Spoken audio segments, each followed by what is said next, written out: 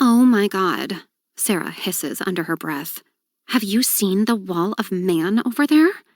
I don't turn because my suitcases are approaching on the conveyor and they're so heavy that I have to concentrate on lifting them off before they go whizzing past.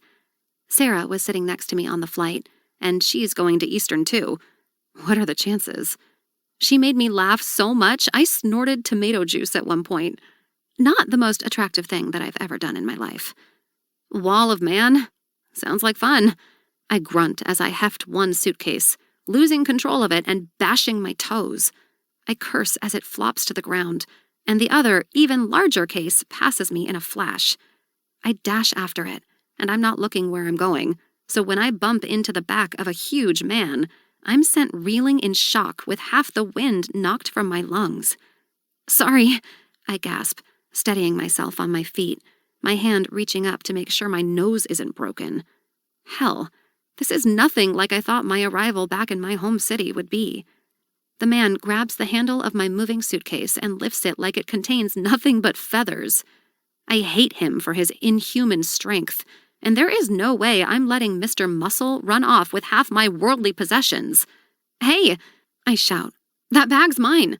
Mr. Muscle's eyebrow rises as I reach for the handle that is still clasped in his ridiculously big hand. I swear, if he wrapped those fingers around a bowling ball, he'd be able to crush it. I know, he says slowly, as though I need help with the comprehension of simple things. So why the hell are you running off with it? I try to prise it from his iron fist with absolutely no success. Do you see me running? My eyes trail over at least 6'6" of the biggest man I've ever seen, finally reaching his face. With shorn hair and a beard, he looks like an extra from Sons of Anarchy. His expression is impassive, his brows slightly raised. There's a sparkle in his stunning green eyes, though. A sparkle that tells me I'm amusing him. This pisses me off even more. Can I have my bag back? Like, now. And how exactly are you planning on managing 2 huge bags all by yourself? He asks. I'm not sure why that's your problem. Yeah, Sara hisses from behind me. What's your problem, dude? Give her the bag before I call security. Mr. Muscle struggles to hold back a smile that dances across his lips. Then he's joined by another big dude who's practically a clone, except this one has hair and is clean-shaven. What's taking so long, Jameson? We're gonna get a ticket if we don't hurry up. Jameson. This guy has the same name as one of my stepbrothers. And then I realize Mr. Muscle isn't just a random biker wannabe trying to steal my hair straighteners and panties. He's my actual stepbrother who's come to collect me from the airport. I turn, scanning the arrivals area for my father. Surely he's here too, but I don't see him.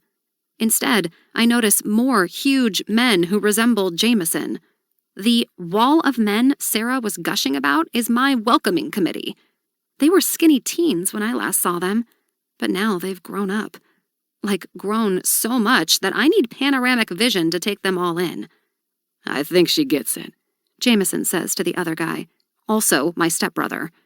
Took her long enough, he says, rolling his eyes. You know these guys?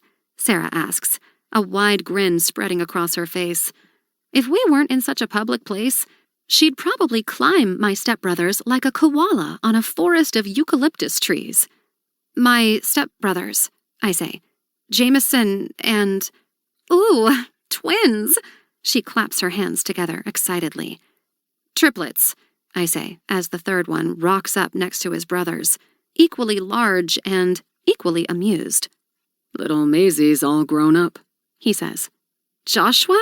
I hazard a guess because I have no idea who he is. Jessie.